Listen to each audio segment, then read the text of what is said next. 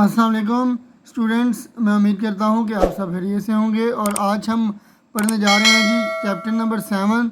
ये plane curve 2 का हम पार्ट स्टार्ट करने जा रहे हैं और एसिम्पटोट्स के बारे में हम इस चैप्टर में पढ़ेंगे। और एसिम्पटोट्स को पढ़ने से पहले याद रखें कि हम पहले चेक कर लेंगे लाइन क्या होती है। लाइन का जानना हमारे लिए बड़ा ज़रूरी है।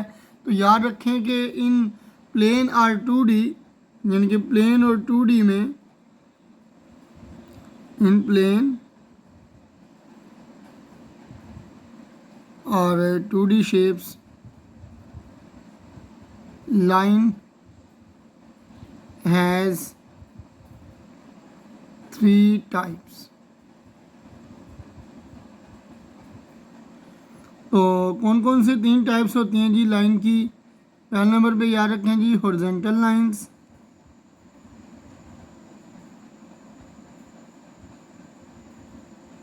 Horizontal lines. दूसरे नंबर पर वर्टिकल लाइंस,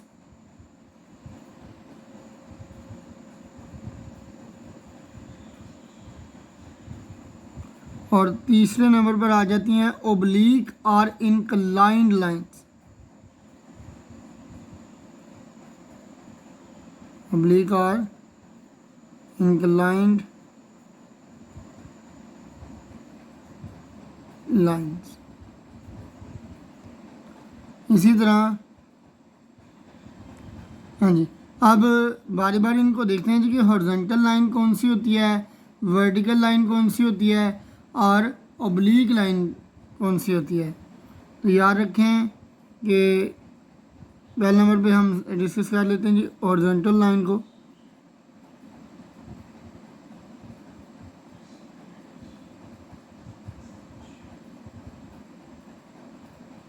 हॉरिजॉन्टल लाइन में आ जाएगा ऐसी लाइन जो एक्स एक्सिस के पैरेलल हो। ठीक है जी, ये हमारे पास एक्स एक्सिस है और ये वाई एक्सिस है। तो यहाँ पर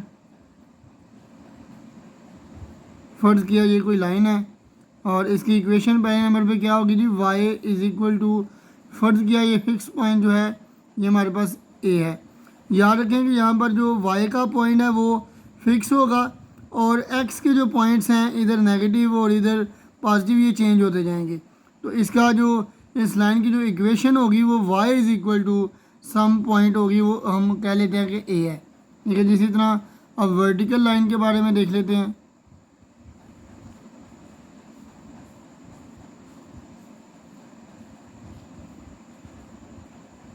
वर्टिकल लाइन की अगर हम बात करें, इसी तरह ये हम एक्स एक्सिस और वाई एक्सिस पहले बना लेते हैं। ये हमारे पास एक्स एक्सिस और ये वाई एक्सिस। इस तरह अगर हमारे पास कोई भी लाइन अगर वाई एक्सिस के पैरेलल हो, ठीक है, तो उसमें एक्स का जो पॉइंट होगा वो एक फिक्स पॉइंट होगा और वाई के पॉइंट्स चेंज होते रहेंगे। तो उस लाइन की इक्वेशन हमारे पास आ जाएगी एक्स इज़ इक्वल टू, फर्ज किया वो पॉइंट भी हम ए ही कह देते हैं। तो ये आ जाएगी वर्टिकल लाइन। इसी तरह ओब्लीक या इंक्लाइंड लाइन के बारे में हम कहेंगे,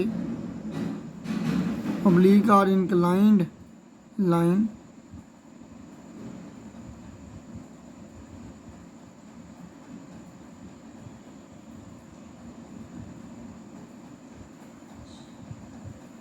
और ओब्लीक और इंक्लाइंड लाइन कहते हैं टेढ़ी मेढ़ी या फिर तिरछी लाइन। ठीक है जी, तो ये हमारे पास इस तरह की कोई लाइन होगी और इसकी इक्वेशन होगी y is equal to m x plus C. ठीक है जी, ये याद रखिएगा। अब ज़ाहिर सी बात है हमने यानी कि लाइंस के बारे में तो सीख लिया।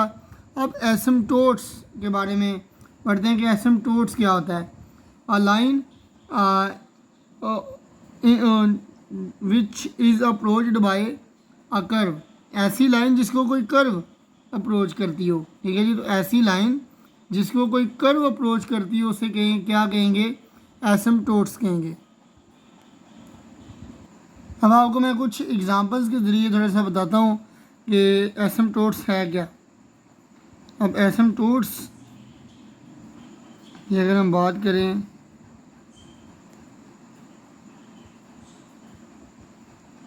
तो ये आ जाएगा जी y is equal to 1/x। अगर मैं कोई इक्वेशन लूँ तो इसका ग्राफ पहले देख लेते हैं किस तरह का कोई बनेगा।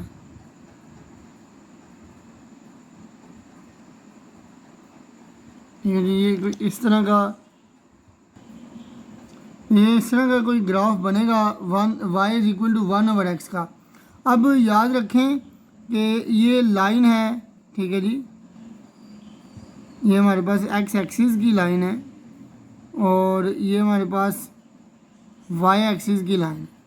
ठीक है जी, तो ये लाइंस हैं जिनको अप्रोच कौन कर रहा है जी, ये कर्व कर रहे हैं। ठीक है जी, अब याद रखें कि ये जो कर्व की जो लाइन कर्व्स हैं ये कभी भी x एक्सिस या y एक्सिस को टच नहीं करेंगी, लेकिन उनके करीब करीब करीब तरीन होती जाएंगी और टच कभी नहीं करेंगी। इनको अप्रोच करेंगी लेकिन टच नहीं करेंगी, करीब से करीब तरीन आती जाएंगी। तो ये जो लाइंस होंगी, अगर ये वर्टिकल है तो इसको अगर हम वर्टिकली इसको देखें तो ये वर्टिकल एसिम्पटोट्स आ जाएगा। इस तरह अगर इस साइड से हम देखें तो ये हॉरिजॉन्टल एसिम्पटोट्स आ जाएगा। ठीक है जी, अब आपको ओब्लिक एसिम्पटोट्स के लिए मैं अलहदा से बता देता हूँ कि ओब्लिक एसिम्पटोट्स किस तरह का होगा।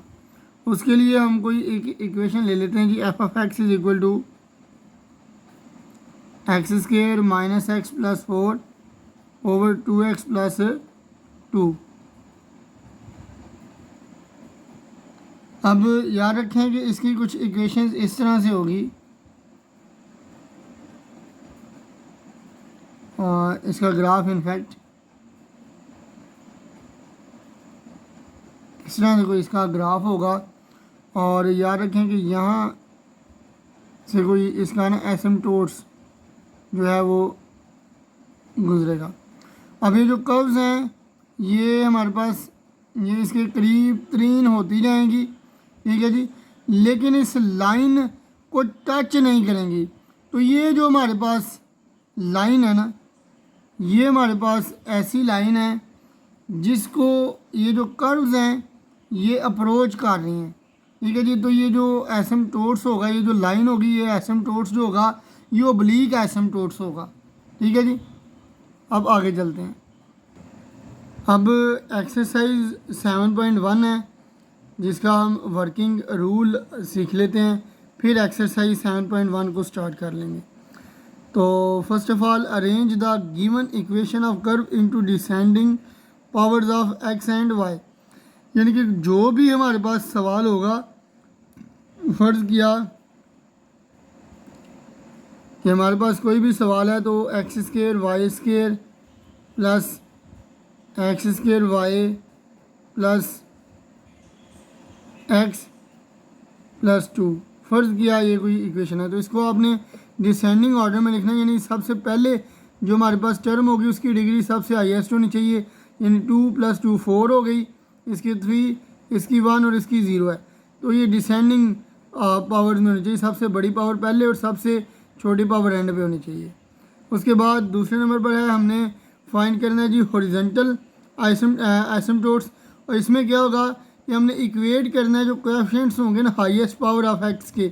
यानी इसमें अब ये आ रहा है जी एक्स स्क्वायर कॉमन आ रहा है तो ये आ गया वाई स्क्वायर प्लस वाई, यानी कि एक्स स्क्वायर के साथ क्या आ रहा है हमारे पास वाई स्क्वायर प्लस वाई। तो जो वाई स्क्वायर प्लस वाई है उसको हमने इक्वल कर लेना है 0 के। ठीक है जी, जो भी हाईएस्ट पावर होगी ना एक्स की उसके साथ जो होगा उसको हमने 0 के इक्वल यानी कि रख लेना है और फिर उसको सॉल्व कर लेना है अगर सॉल्व होता हुआ तो। इस तरह वर्टिकल में हमने क्या करना है, जो हाईएस्ट पावर ऑफ वाई होगी ना उसका जो कोएफिशिएंट होगा उसको हमने 0 के साथ 0 के इक्वल कर लेना है। यानी कि यहाँ पे वाई स्क्वायर के इक्वल वाई स्क्वायर का कोएफिशिएंट क्या है एक्स स्क्वायर, उसको हम 0 के इक्वल कर लेंगे।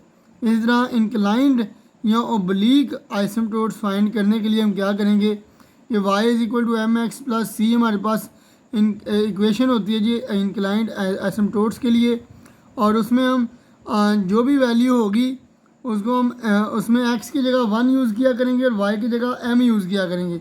और ये कहाँ पे यूज़ किया करेंगे, सबसे पहले हमने हाईएस्ट डिग्री को लेना, फ़र्ज़ किया ये हमारे पास एक्स की 2 और वाई की 2, यानी कि इसकी 4 डिग्री थी। तो इसको हमने लेना है और जहाँ इस एक्स की जगह 1 और वाई की जगह हमने एम पुट कर लेना है। ठीक है जी। इसी तरह इससे छोटी पावर यानी कि डिग्री यहाँ पे 4 थी, उसके बाद 3 को ले लेना है और इसकी जगह एक्स की जगह 1 और वाई की जगह एम पुट कर लेना है। और इसी तरह हम 2 से 3 दफ़ा इसको सॉल्व करेंगे और एम की वैल्यू फाइंड करेंगे इससे। ठीक है जी। और हाईएस्ट पावर को बाद में 0 के इक्वल रखेंगे और उसको 0 के इक्वल रख के तो एम की वैल्यू फाइंड करेंगे। उसके बाद सी की वैल्यू भी हमने फाइंड करना होती है। ठीक है जी। सी की वैल्यू फाइंड करने के लिए हमारे पास फार्मूला है सी इज़ इक्वल टू -φn-1। ठीक है जी। जो भी यानी कि डिग्री होगी हमारे पास n-1, n हमारे पास हाईएस्ट होगी, n-1 उस हाईएस्ट से एक पावर नीचे। ठीक है जी। और इसी तरह φn यानी कि जो हाईएस्ट पावर वाली हमारे पास बनेगी यहाँ पे m की फॉर्म में इक्वेशन, उसका हमने डेरिवेटिव लेना है m के लिहाज से और इन दोनों को डिवाइड करके तो c की वैल्यू हमने निकालनी है। लेकिन अगर दो वैल्यूज़ हमारे पास इक्वल आ जाएं और दो वैल्यूज सेम आ जाएं तो फिर हम क्या करेंगे, ये फार्मूला लगाएंगे। मैं बात कर रहा हूँ m की। अगर m की दो वैल्यू सेम आ जाए ना तो फिर हम c को इस फार्मूला से भी फाइंड कर सकते हैं। ठीक है जी। यहाँ पर अगर 0/0 फॉर्म बन जाए तो फिर हम इस फार्मूले की तरफ पहुँचेंगे, वरना अगर 0/0 फॉर्म यहाँ पे नहीं बन रही तो c की वैल्यू यहाँ से भी हम फाइंड कर लेंगे। अगर यहाँ पर 0/0 फॉर्म बन जाए तो हम यहाँ पे आ जाएंगे। तो ये आ जाएगा जी फार्मूला। जब दो इक्वल वैल्यूज़ आएंगी तो c²/2 का फैक्टोरियल, φn का डबल डेरिवेटिव और c/1 फैक्टोरियल φn-1m का सिंगल डेरिवेटिव और प्लस φn-2 यानी कि ये सबसे हाईएस्ट डिग्री जो का डबल डेरिवेटिव लेना है, उससे एक पावर कम का सिंगल डेरिवेटिव और उससे एक और पावर कम का हमने डेरिवेटिव नहीं लेना, उसको ऐसे यहाँ पे लिख देना है। ठीक है जी। उसके बाद एक और हमारे पास ट्रिक है। अब अगर तीन वैल्यूज़ इक्वल आ जाए ना m की तो फिर हम ये फार्मूला यूज़ करेंगे c³/3 का फैक्टोरियल और 3 दफ़ा डेरिवेटिव लेंगे हाईएस्ट पावर का, प्लस c²/2 का फैक्टोरियल और उससे एक कम पावर का डबल डेरिवेटिव लेंगे। m के लिहाज से हमने डेरिवेटिव लेना है, ये याद रखिएगा। उसके बाद c/1 फैक्टोरियल और उससे एक और कम का एक दफ़ा डेरिवेटिव लेंगे और प्लस फाई की पावर फाई की जो डिग्री होगी यानी कि जो भी डिग्री होगी n-3 वो हम लिखेंगे इक्वल टू 0 और यहाँ से c की वैल्यू जो है वो हम निकाल लेंगे। तो ये था वर्किंग रूल। और नेक्स्ट एक्सरसाइज में हम एक्सरसाइज 7.1 का बाकायदा आगाज़ कर देंगे। फ़िलहाल मुझे दीजिए इजाज़त। अल्लाह हाफिज़।